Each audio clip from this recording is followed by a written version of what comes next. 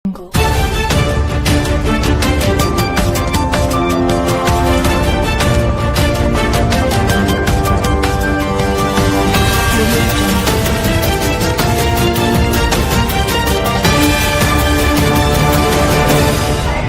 ಶ್ರೀ ಗುರು ಬಸವಲಿಂಗಾಯ ನಮಃ.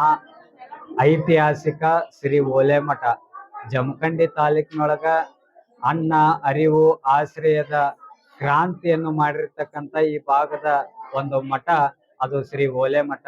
ಆ ಓಲೆಮಠದ ಜಾತ್ರಾ ಮಹೋತ್ಸವ ಪ್ರತಿ ವರ್ಷದ ಪದ್ಧತಿಯಂತೆ ಬಸವ ಜಯಂತಿ ನಿಮಿತ್ತ ಬಹಳ ಅದ್ಭುತವಾಗಿ ಜಾತ್ರೆ ಜರುಗ್ತಾ ಬಂದಿದೆ ಪ್ರತಿ ವರ್ಷ.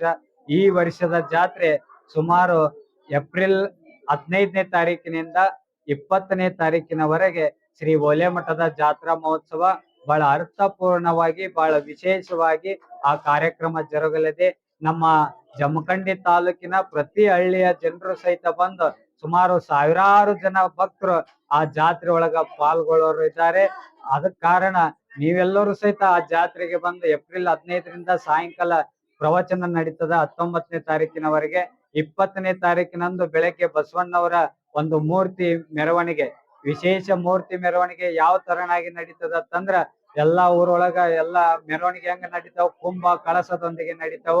ಆದ್ರ ಬಸವಣ್ಣವರ ಒಂದು ಮೂರ್ತಿ ಎದರಿಂದ ಮೆರವಣಿಗೆ ಅಂತಂದ್ರ ಎಲ್ಲಾ ತಾಯಂದರ ತಲೆ ಮೇಲೆ ವೃಕ್ಷವನ್ನು ಇಟ್ಟ ವೃಕ್ಷೋತ್ಸವ ಕಾರ್ಯಕ್ರಮ.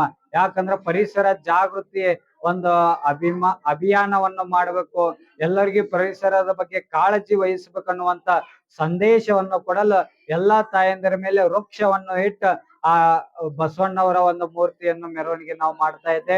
ಮತ್ತ ಸಾಯಂಕಾಲ 20ನೇ ತಾರೀಕು 5 ಗಂಟೆಗೆ ಭವ್ಯವಾದ ರಥೋತ್ಸವ ಜರುಗಲಿದೆ. ಹಲವಾರು ಮಹಾತ್ಮರು, ಚಿಂತಕರು, ರಾಜಕೀಯ ಧುರೀಣರು ಈ ಕಾರ್ಯಕ್ರಮದೊಳಗ ಭಾಗವಹಿಸಲಿದ್ದಾರೆ. ಅದಕ್ಕ ತಾವೆಲ್ಲ ಭಕ್ತರು ನಿಮ್ಮ ಓಲೆಮಠದ ಕಾರ್ಯಕ್ರಮಕ್ಕೆ ನೀವೆಲ್ಲರೂ ಸಹಿತ ಬಂದ ಆ ಕಾರ್ಯಕ್ರಮವನ್ನು ಯಶಸ್ವಿ ಮಾಡಿಕೊಡ್ರಿ ಅಂತಕ್ಕಂಥ ಮಾತನ್ನು ಹೇಳಿ, ನೀವು ಬನ್ನಿ ನಿಮ್ಮವರನ್ನು ಕರೆ ತನ್ನಿ ಅಂತಕ್ಕಂಥ ಮಾತೇಳಿ ನನ್ನ ಎರಡು ಮಾತುಗಳು ವಿರಾಮ.